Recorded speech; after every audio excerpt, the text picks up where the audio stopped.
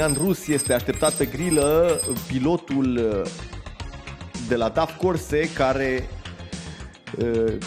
a fost iarăși surprins cumva pe picior greșit în calificări, nu avea pneul corect montat și nu prea mai avea timp să-l schimbe, așa că a ieșit cu un pneu uzat, un pneu cu multe tururi rulate și a reușit totuși acest 43-1,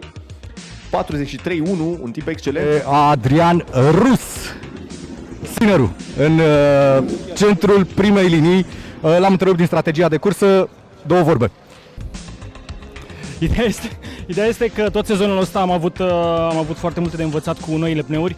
Am tot căutat setări cu suspensia și geometria motocicletei. A fost foarte complicat să ajungem la un liman. Motocicleta era destul de obositoare pe parcursul unei curse întregi. Tindem să credem că am găsit o variantă de compromis în urma căreia să obosesc nu chiar atât de mult. Așadar, suntem încălzători înaintea acestei curse, tocmai din acest motiv. Baftă, spune-mi cu cine te vei bate la vârf. Ce bine ar fi să știu de la început. Nu știu, cred că o să fie o luptă interesantă, că o să fim mulți piloți care să ne dorim tare victoria asta, se vede după timpii pe care i-am scos cu toți în calificări. Unde crezi că va fi cheia cursei? Cheia cursei cred că va fi în constanță și în a reuși să reziști turelor multe și temperaturii, o să se încălzească anvelopele și frânele foarte mult. Vlad Neaga, liderul clasamentului general, înaintea acestei a patra etape.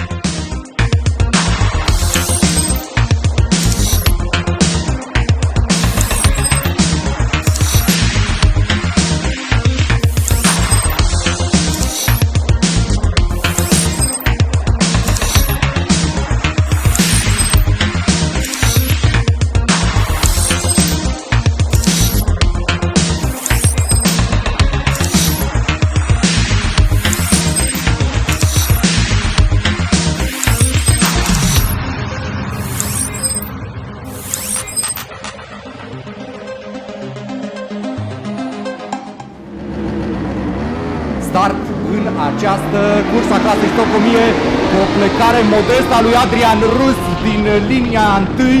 În schimb, Cătălin Cazacu finează la conducere, urmat de Vlad Neaga. 1 Cazacu, 2 Neaga în acest moment.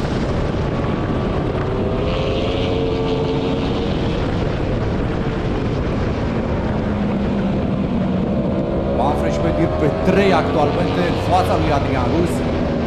Imediat însă va veni și momentul adevărului odată cu trecerea pe această buclă interminabilă, 3 viraje de stânga care precedă acest palier de viteză ce varsă către acul de pod. Atac în spate al lui... Manfred acolo a intrat în roata lui Adrian Rus puțin. Exact. Adrian Rus a atacat agresiv pe Manfred ca să nu rămână acolo, să poată pleca cu primii clasați.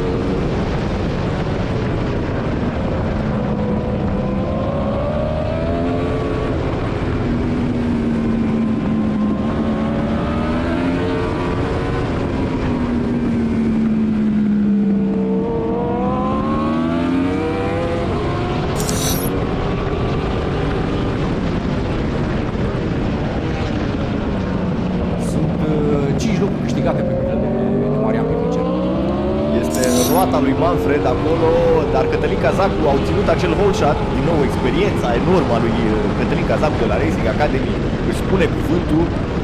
Și imediat în spate Vlad Neaga, iată prima abordare a acestui viraj vicios care l-a costat pe Robertino Dumitru, poate chiar victoria ceva mai devreme. Se va cheia cu primul. Cătălin Cazacu lider în fața lui Vlad Neaga, Rus pe 3 în aceeași jumătate de secundă, Manfred Schmedir pe 4. Ionuț Mistode pe poziția a 6 în spatele lui Marian Pivniceru, într-adevăr. Da, Mistode s-a încurcat puțin acolo la start, dar a reușit să revină și acum se apropie chiar de Marian Pivniceru. Mai devreme era în spatele lui Cătălin Marin, Bogdan Buleandră. cine mai era pe acolo, la jumătatea plutonului. Din păcate pentru Emil Repici, rolind pe o motocicletă împrumutată după ce motocicleta sa a fost avariată puternic, nu poate să se exprime cum ar vrea, evident. Marian Pivniceru. Da? Sau părea să-i se opri motocicleta, dar a repornit-o, parcă a dat un restart acolo, a pierdut câteva locuri, dar este din nou în cursă și a reluat locul pe trasă.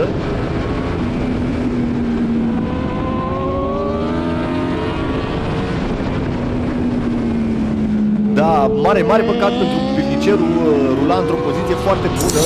În acest moment Cătălin Cazacu impune ritmul, urmat de Vlad Neaga, Adrian Rus și Manfred Șpendier, care ține cât de cât ritmul cu cei trei din față. Mă așteptam ca aceștia să se distanțeze vizibil față de Manfred, ei bine nu.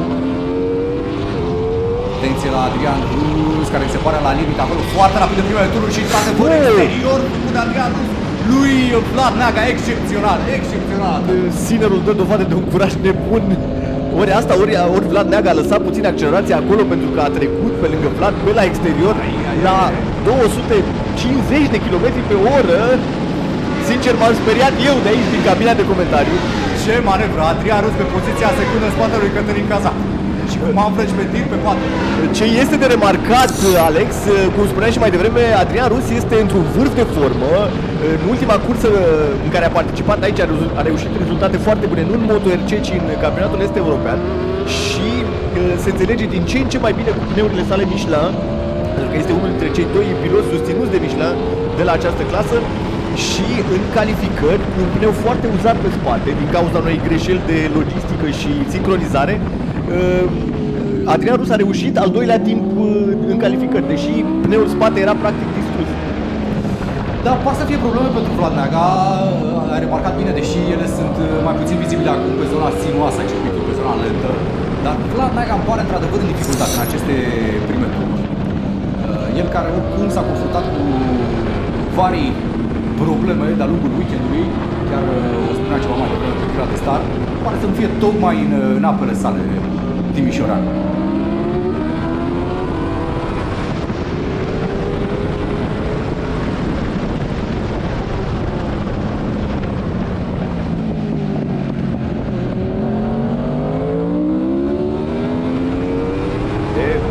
Aici se rulează liniștit în 43 și chiar sub. S-ar putea ca în față Cătălin Cazacu să impună un ritm fals oarecum. Evident, poate și căutarea de a conserva pneuri. Și asta ar explica și lansarea foarte puternică a lui Adrian Rus, care poate pur și simplu nu este dispus să aștepte sau să menajeze nimic, ci pur și simplu vrea să tragă tare de la un capăt la celălalt. Vorbeam de 5 piloți, e bine acum sunt 6, cu Bogdan Pulean, făcând și el și opțiunea. Absolut super bun, 42.8 pentru Bogdan Pulean, cel mai rapid tur absolut în această curță. 6 piloți care se țin mai puțin de 2 secunde.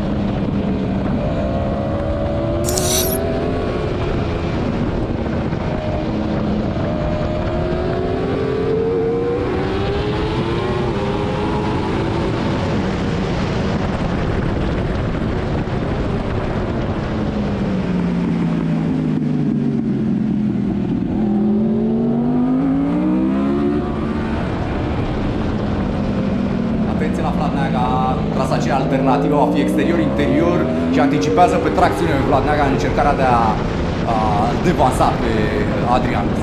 Din păcate pentru el, acea mișcare nu merge decât dacă depășești pe cineva vizibil mai lent decât tine. Dacă este cineva cu un ritm apropiat, ei bine, va fi greu să-ți iasă.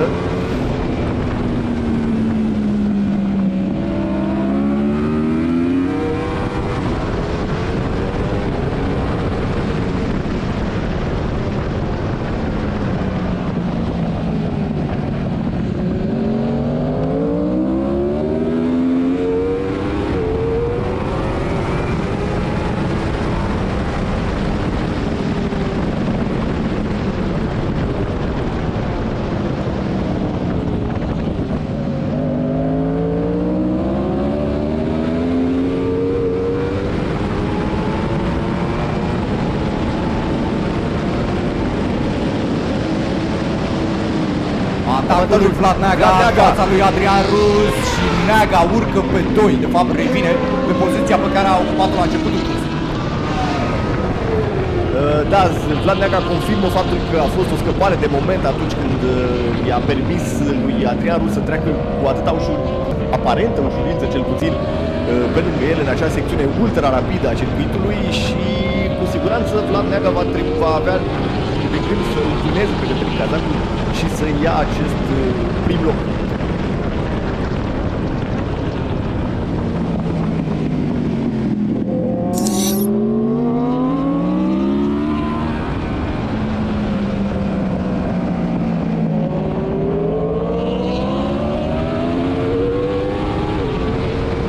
Atenție, într-adevăr, foarte lent Cătălin Cazacu pentru ceea ce poate Vlad Neaga. Da, Vlad Neaga pe această secțiune interioară, iată, da, clar mai rapid, viteza de parcurgere a virajelor de partea lui Neaga.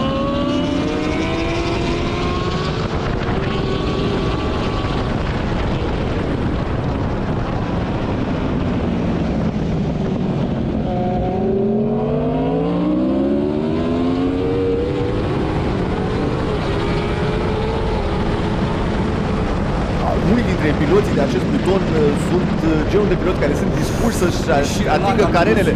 Da, Rus a ieșit larg acolo primul viraj și să vedem dacă va fi taxat de Bogdan Buleandră.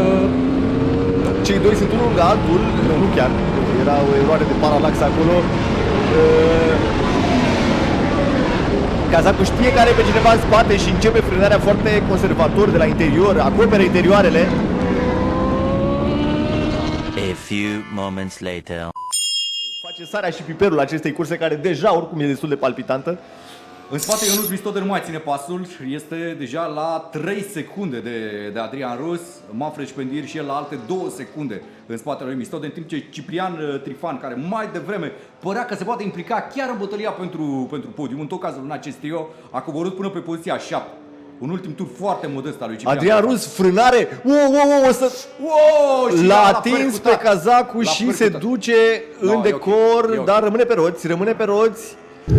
Pierde în schimb foarte mult, se vedea de la începutul acelei frânări că se întâmplă ceva, că nu va reuși să încetinească suficient. Și au mai ieșit acolo Cazacu, cred că a ieșit și Cazacu, pare să fie Cazacu. Într-adevăr, a ieșit și Cazacu. Iată, Adrian Rus ridică o mână în semn de scuze.